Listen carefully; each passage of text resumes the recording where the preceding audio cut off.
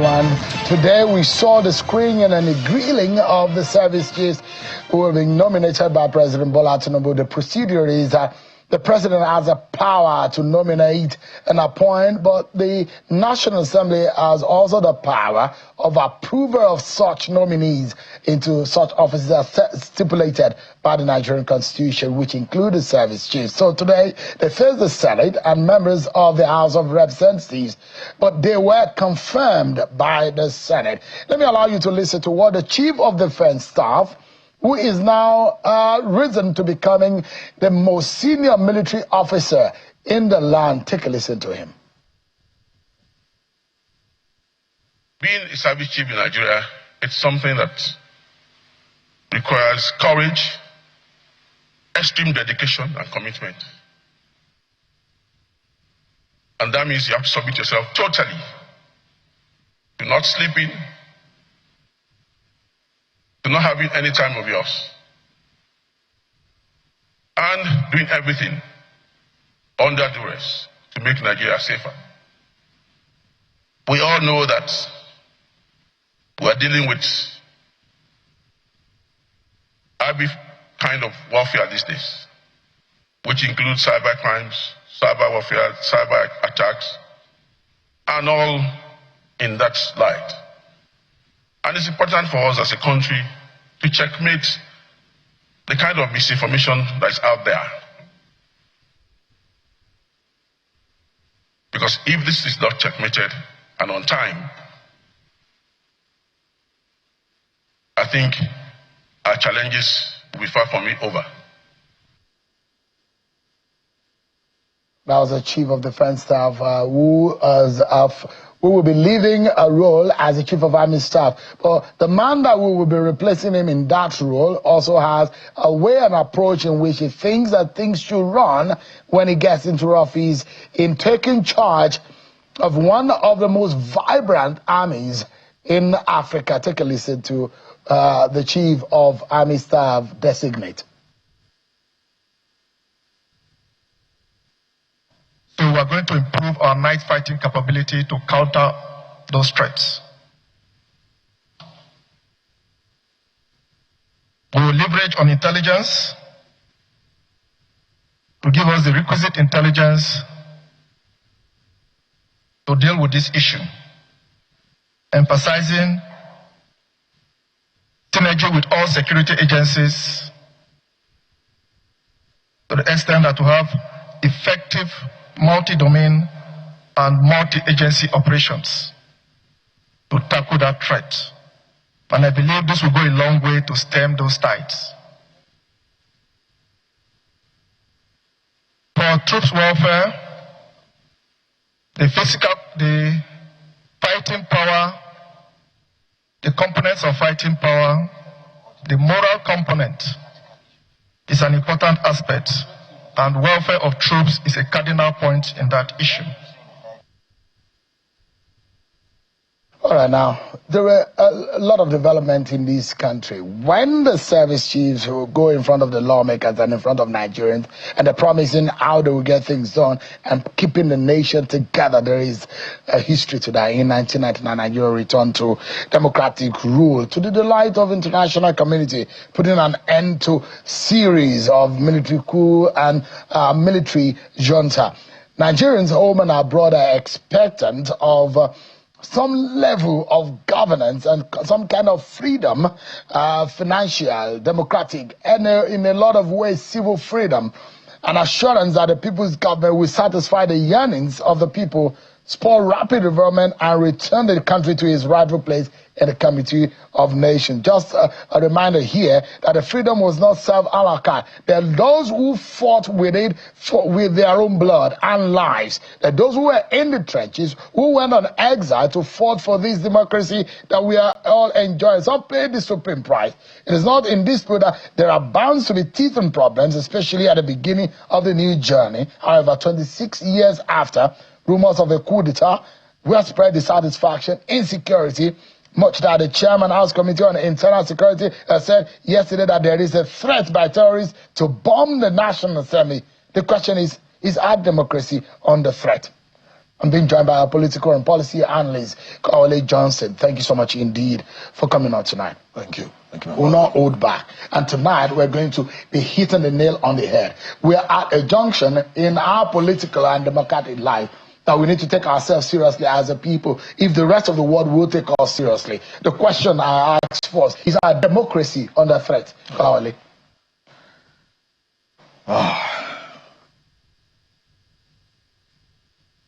How do I answer this? Okay. First, the democracy we practice in Nigeria is fashioned after the American democracy. That is built largely on the works of John Locke, the social contract works of John Locke. That gives power to the people, which means that the democracy is about the people. That, again, is seen in the definition of the 16th president of America, Lincoln, that said democracy is the government of the people, by the people, and for the people. Simply put, the people is at the center of your democracy. So if the people is not at the center of any democracy, certainly that democracy is challenged. Now, if you look at that, what are the three key elements you can see? It means your democracy must originate from the people. That is through the ballot, right? Mm-hmm. Number two, must be operated by the people. Your representative, they must be in touch with the people. Every single decision they take, maybe at the House of Representatives, at the Senate, must be about the people. In fact, must come for the people. Now, lastly, must be about the people, must exist to serve the people. Now, let me answer this very clearly. Is our democracy serving the people the way it should serve them now? Number two, is our democracy being operated by the people? Number three, is our democracy originating from the people? If these questions are not in the affirmative, certainly our democracy is challenged. But is our democracy under threat? Now, I think I'll be interrogating that further, to explain. Why do you think our democracy is being challenged today?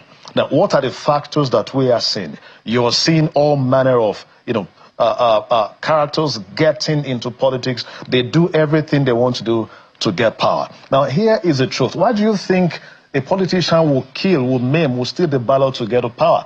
Is it because he loves to serve? No, simply put, he wants to get there for a purpose. What is it? Purpose. The purpose is money at the end of the day, because today politics is about the biggest industry in Nigeria. So largely, 95% of those you see in politics today are there not to serve. Simply, they are there largely to be part of the economy, of the states, to take part of the share. Now, you ask yourself, if the entire democracy is centered around someone getting whatever he can get from the state as a part of his own national cake, that democracy cannot be said to be about the people. So definitely that democracy is challenged. Number two, let's go further. Now, how do we recruit those you see in the system?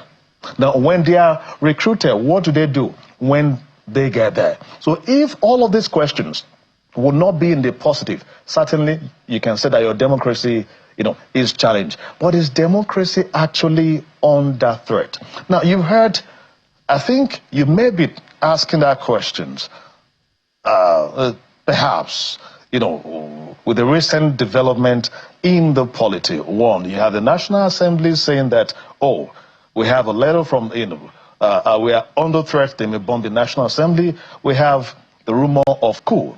And the question is, are we under threat as a people? I think we are under threat, not just by this. We are under threat daily. You go on the street, you could be kidnapped. You don't even know who is who on the street. Are we secured? The answer is no. So it is not just the democracy that is under threat. We are all under threat.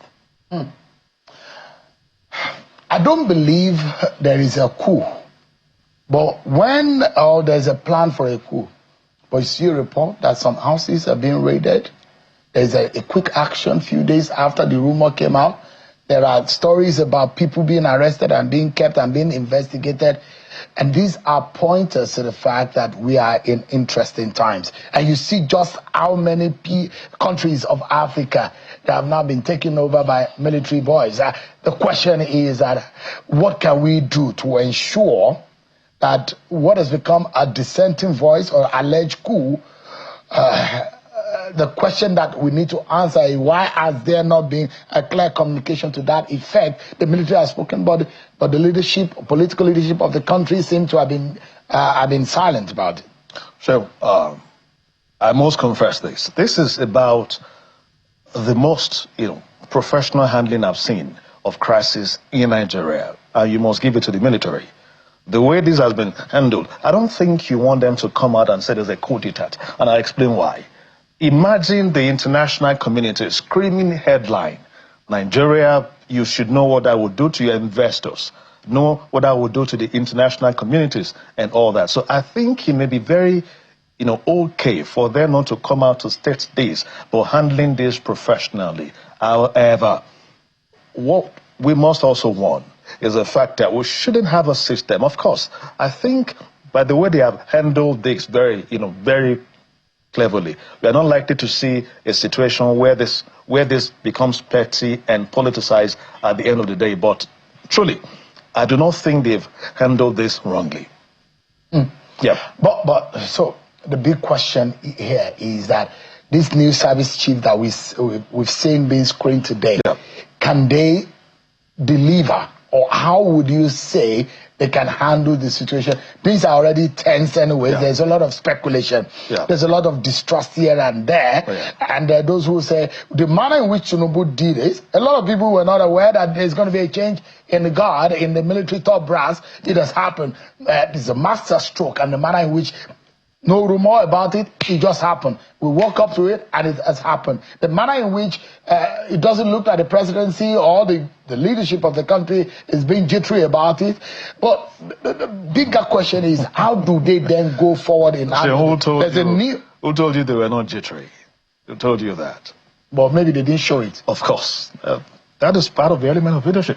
That they've done perfectly well. But here's the truth. The dimension I think I was scared of is the fact that you have some people who are already saying, oh, this is not true. Maybe they staged this to get out some people. You wonder, the former service chiefs who were chiefs, sitting chiefs. So how can you bring a rumor of coup to take them out?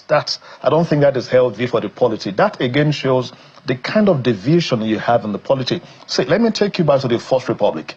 When you had the First Republic truncated, what do you think happened? What did they give as the reasons? They gave three things. They gave first corruption. They gave, I think the second thing was nepotism, and they thought was ethnic rivalry. If you look at today's Nigeria, all of those factors, in fact, are not just there, but they are deeper than they were in those days. And that is why you see the kind of dissenting, not just the views, voices you're seeing in the polity, where the people are not even believing the government to say truly these happen. So I think ultimately we must find a way to restore the confidence of the people in the government. But how can the new service chiefs do this better? Now, let me tell you, you have in Nigeria one of the best military you can find in this part of the world. So I think they have the strategies in place, and those you've seen, they have risen through the ranks. Of course, they've been there. You have competent among them, and all that. So I'm expecting them to do better. The only thing I see is how we'll have the CDI operate. I think he's of cost 39 or so. So if he's still 2 stars, now, and the chief of army staff, when decorated, will become 3-star. If he's on the uniform, is he going to salute him? So I think the president needs to be advised very well to see how to manage that part.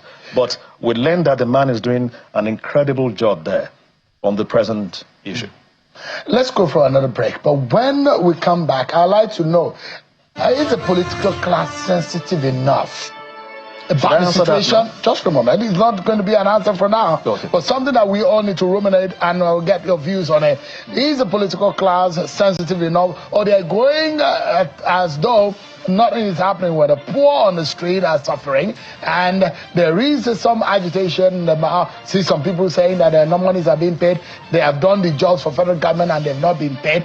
Can we go on like this without on check, or you want the people to come at you? These are critical questions. So, are there even political sanity? Even the political class and political parties. We'll be wrapping up on those thoughts after this break.